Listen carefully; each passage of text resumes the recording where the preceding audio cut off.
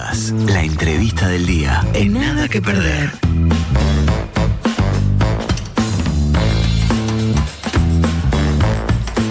Pasan 35 minutos de las 8 de la mañana y ya estamos en comunicación con Marcos Soto, contador y decano de la Escuela de Negocios de la Universidad Católica. Marcos, muy buenos días, muchas gracias por estar con nosotros esta mañana.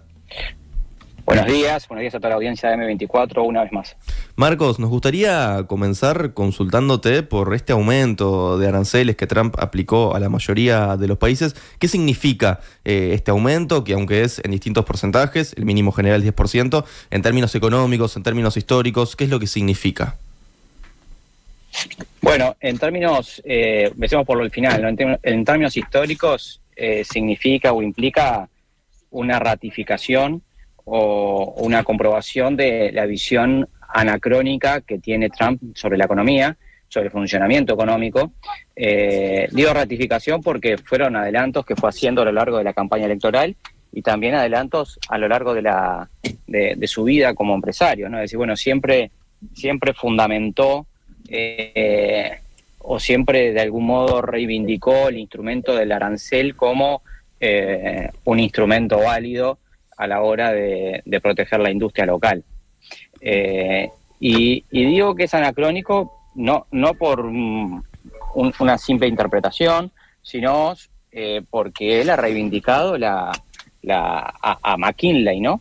McKinley fue un pensador económico estadounidense que llegó a ser presidente de Estados Unidos hasta que es asesinado en el 1901, y el pensamiento de McKinley estaba basado en que la política tributaria de Estados Unidos debía ser pura y exclusivamente arancelaria, es decir, que Estados Unidos impusiera tributos al comercio de los bienes que vienen de otras fronteras y el Estado se financie con eso. Por supuesto que de aquello a esta parte pasaron 130 años. Por eso decimos que es una visión profundamente anacrónica la de Donald Trump. Además, digo que es anacrónica porque bueno, hay un énfasis sobredimensionado en el valor que agregan la producción de bienes. Fíjense que toda esta discusión es por el intercambio comercial de los bienes. Sin embargo, cuando uno tiene que pensar la economía del futuro, cuando uno tiene que pensar la economía que se viene, ¿dónde va a estar asignando los mercados, los consumidores, los hogares, el mayor valor en la economía? Y el mayor valor está centrado, está focalizado en lo que llamamos los bienes intangibles, que son los servicios, la propiedad intelectual, el desarrollo, la innovación, la investigación. Por eso, por ejemplo, cuando uno va a comprar una vestimenta y se compra un pantalón que tiene un caballito vale 5 veces más que el pantalón que está colgado en un puesto de feria. Y por ahí es el mismo pantalón que hizo la misma persona en Filipinas. Sin embargo, lo único que cambia es la grifa. ¿Y la grifa qué es? Y bueno, es todo esto que hablabas un ratito, ¿no? Son servicios, es diseño, es marketing, es estatus, es proyección.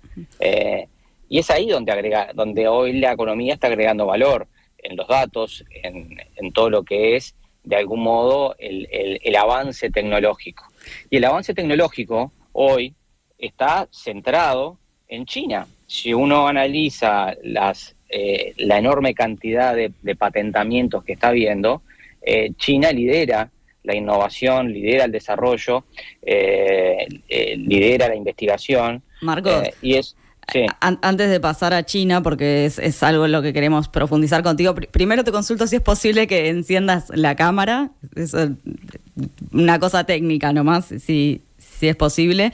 Y por otro lado, consultarte, porque lo que Trump ha planteado es esto de que son aranceles recíprocos, ¿no? Pareciera que en realidad es lo que hace es ahora ponerle el mismo arancel que le estaban poniendo a Estados Unidos. Sin embargo, ya han salido ¿no? distintas notas, artículos de prensa donde se plantea que no es así el cálculo. ¿Qué nos podés decir al respecto? Bueno, si bien hábilmente creemos, con cierta habilidad, Trump lo que hace es decir, bueno, coloco aranceles recíprocos, y ese arancel, ese número mágico que coloca como un arancel recíproco, es una estimación que hacen funcionarios del gobierno americano sobre aranceles y cuantifican otras potenciales barreras. Esa es la justificación teórica, es decir, bueno, X país me cobra un 5% de aranceles, pero además tiene trabas, tiene trámites, tiene licencias de importación, lo que sea, que eso me complica y me hace tener sobrecostos de 5% más. Bueno, aquel país va a tener un 10% de arancel adicional. Esa es la lógica teórica. Ahora, en la práctica lo que hizo Trump fue decir, bueno, ¿cuál es el déficit comercial que tengo con China? Tengo un déficit comercial del 68%, ¿no? Es decir, bueno, le compro un 68% más a China de lo que le puedo vender. Bueno, el arancel adicional va a ser la mitad de eso, 34%. Y así hizo con todas las economías. No se trata de aranceles, sino de calcular el déficit.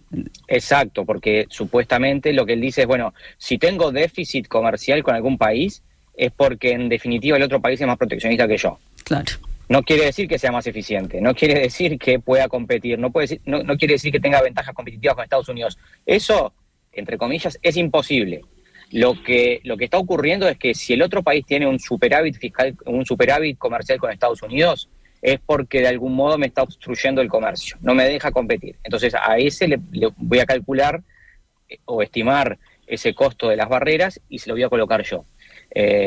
Y esa es la lógica que está teniendo Trump, una lógica teórica muy débil que desconoce en profundidad, y por eso de vuelta el anacronismo, desconoce en profundidad cómo se produce hoy, desde que la globalización es globalización y de algún modo se han globalizado desde patrones de consumo. Básicamente los consumidores del mundo consumen los mismos bienes, las mismas vestimentas, los mismos electrodomésticos, consumen hasta las mismas series de televisión, etcétera.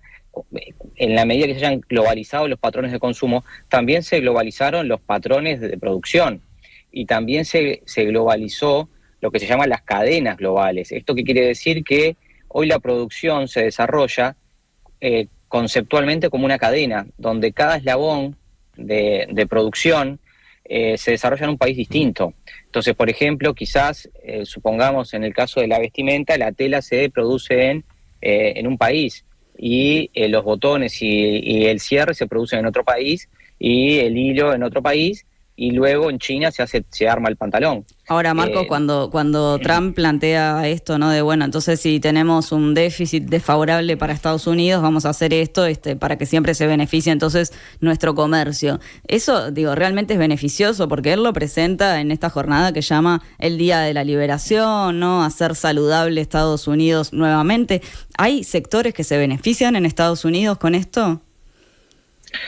Bueno, es una pregunta muy difícil de responder hoy porque la verdad es que no encontramos ningún tipo de beneficio económico ni en el corto, ni en el mediano, ni en el largo plazo de las medidas de Trump. Para el mundo ni para Estados Unidos. Es decir, cuando uno coloca aranceles, lo que coloca son ineficiencias a los procesos productivos, por lo que comentaba recién. Ineficiencias al consumo.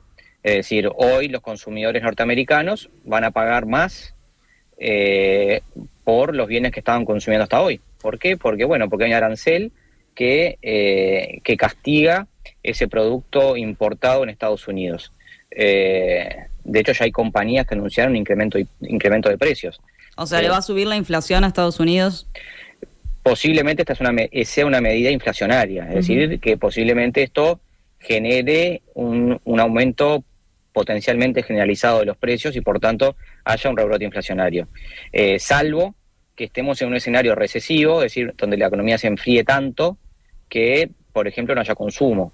Entonces, se logre compensar ese incremento o esa presión sobre los precios con bajos niveles de actividad. También puede ocurrir un escenario peor, que es lo que llamamos la estanflación, es decir, que la economía se estanque con crecimiento moderado o nulo y con inflación. Y esos son escenarios donde la salida es más compleja, que es un escenario bastante probable. Si analizan, hoy o ayer salió nuevamente las expectativas sobre recesión en Estados Unidos y se dispararon. Recesión este año, ¿no? Es decir, hay una expectativa del mercado, unas estimaciones del mercado sobre que Estados Unidos entre en recesión este año, producto de estas medidas. Si pensamos, Marcos, dale.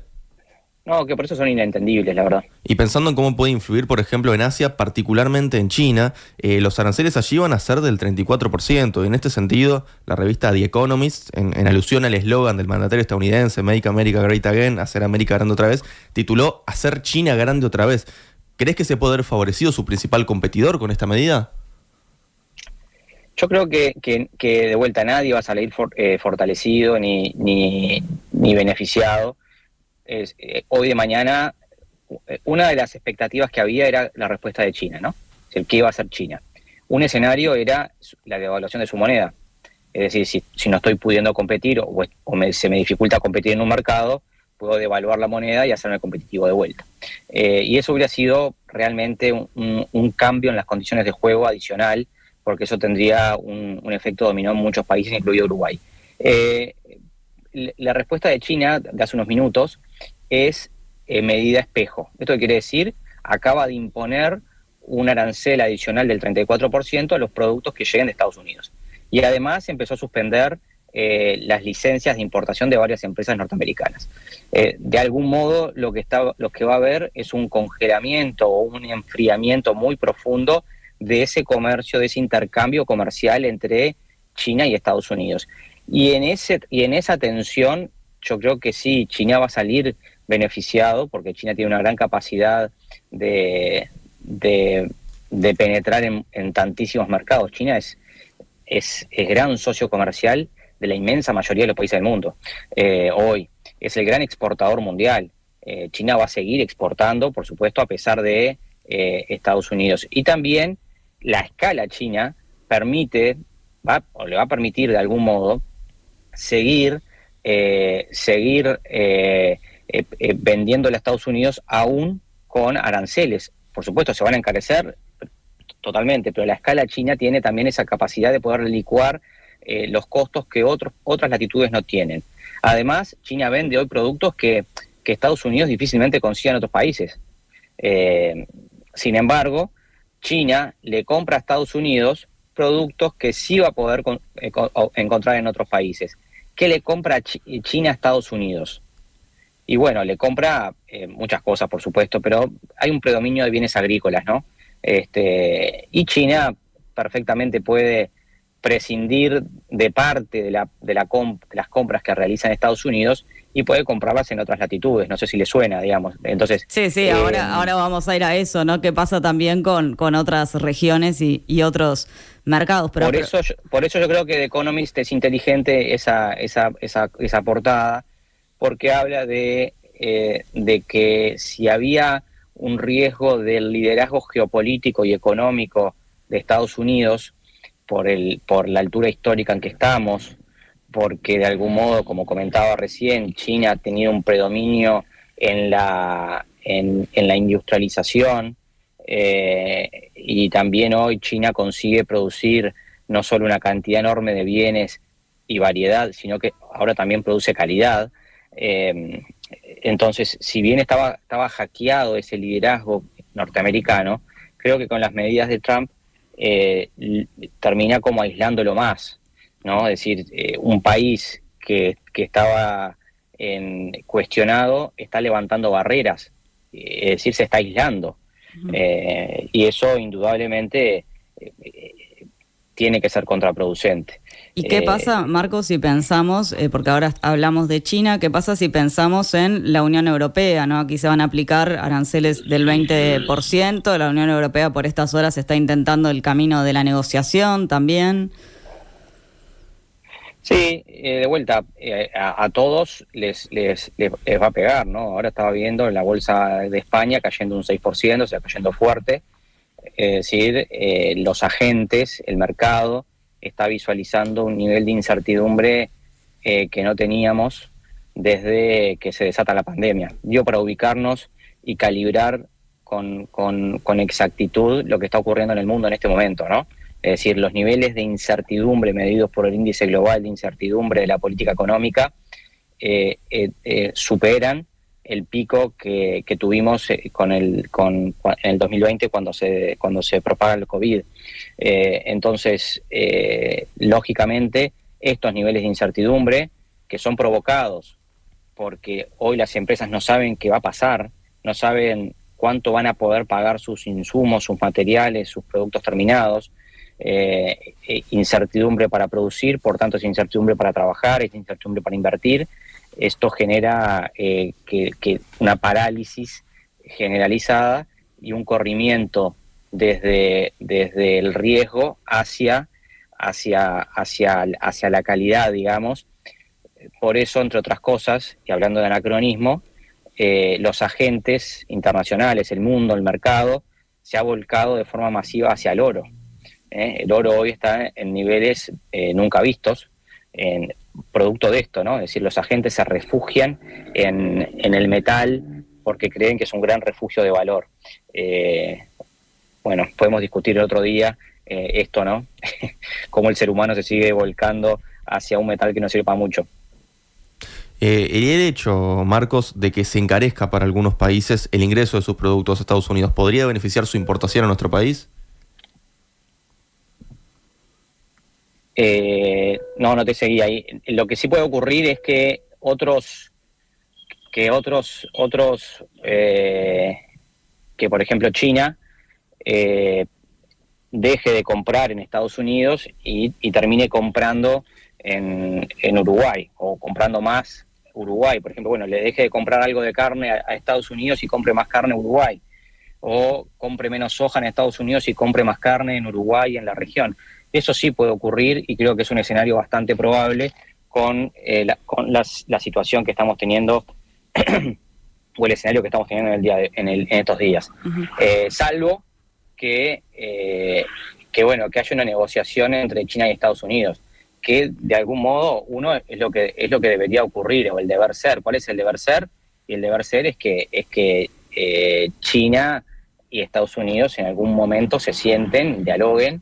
De hecho, hubo un acercamiento, si se recuerdan, cuando apenas asumió Trump, hubo un acercamiento, un diálogo con Xi Jinping, y uno al menos aventuró que podía llegar a haber un potencial diálogo allí. No lo hubo, pero puede haberlo. Entonces, en caso de que haya un acuerdo entre Estados Unidos y China,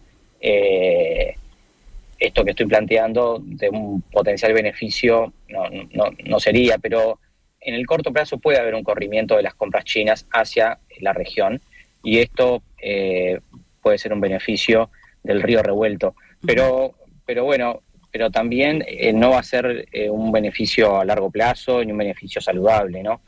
Será un beneficio por las causas que estamos hablando. También es verdad que la región, y en particular Uruguay, ha sido uno de los mercados menos gravados por las medidas de Trump. Esto que quiere decir que en términos relativos la producción uruguaya va a entrar a Estados Unidos con menores gravámenes que otros países. Supongamos, un producto que va desde Uruguay a Estados Unidos va a tener una tasa adicional del 10%, pero un bien que vaya desde China va a tener una tasa adicional del 34%, más todas las tasas que tenía antes, ¿no? la producción china. De modo que en términos relativos puede llegar a haber una ventaja también por ese lado. Pero repito, hasta ahora no parecería ser ninguna de esas dos cosas negativas para Uruguay. Por otro lado, hay otros lados por donde sí pueda ser complicado. O sea, ¿cuántos aranceles pagamos hoy? Sí, puede ser complicado porque las medidas de Trump son medidas, y sobre todo cuando empieza a haber medidas espejo, como está viendo, son medidas recesivas de la economía global. Esto quiere decir que van a generar muchísima incertidumbre, como comentaba, genera mucha incertidumbre, genera parálisis de los agentes, genera parálisis de los flujos de inversión, parálisis de los flujos comerciales, y en definitiva escenarios recesivos a nivel global no son buenos de ningún modo para nuestro país, para ningún país.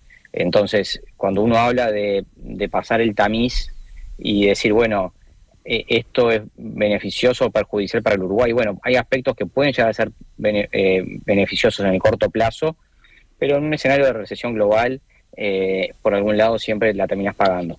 También es verdad, y esto es justo decirlo, que el perfil productivo del Uruguay muchas veces tan problemático para nosotros, en momentos de crisis son los que menos se resienten, porque la gente sigue comiendo, porque los consumidores siguen comiendo, los productos de primera necesidad son los últimos productos, los últimos bienes que llegan a sufrir crisis.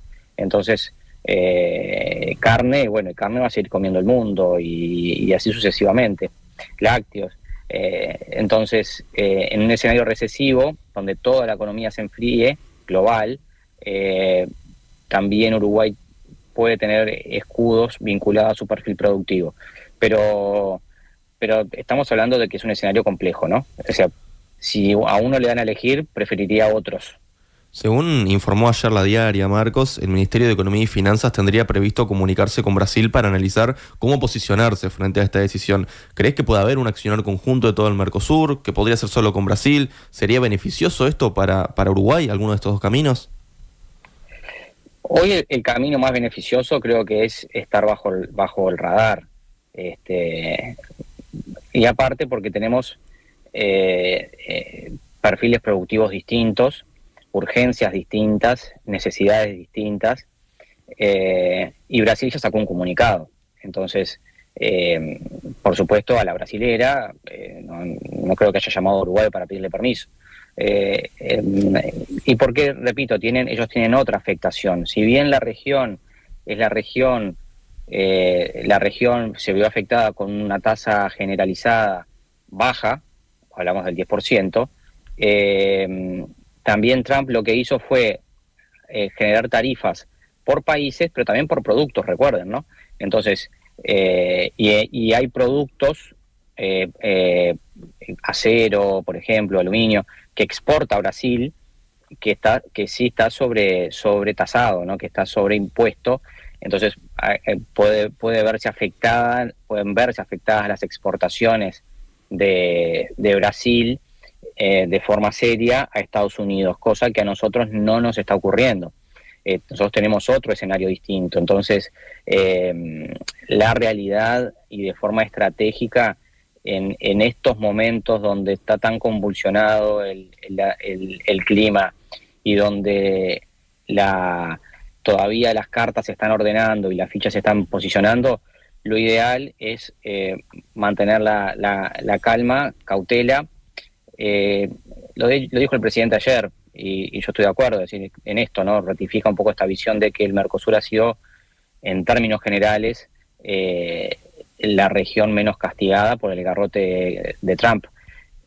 Lo que pasa es que, aparte, Brasil, como comento, tiene otros productos que por el hecho de ser esos productos, ese tipo de industria, van a estar más gravados. Entonces, desde el punto de vista estratégico, y hoy Uruguay debería mantener calma y debería jugar su partido, porque entre otras cosas, la verdad yo todavía no he accedido 100% a los detalles de las medidas. Me quedan dudas, por ejemplo, de cómo va a quedar grabada la carne, las cuotas que tenemos con Estados Unidos. Entonces, todavía Uruguay tiene una tela para cortar allí de negociación y asegurarnos que nuestro principal producto de exportación hacia el mercado estadounidense esté de algún modo salvada su entrada. Entonces, hoy, estratégicamente, creo que lo que conviene es mantener la calma y seguir orejeando. Marco Soto, contador y decano de la Escuela de Negocios de la Universidad Católica, muchas gracias por estos minutos, a nada que perder.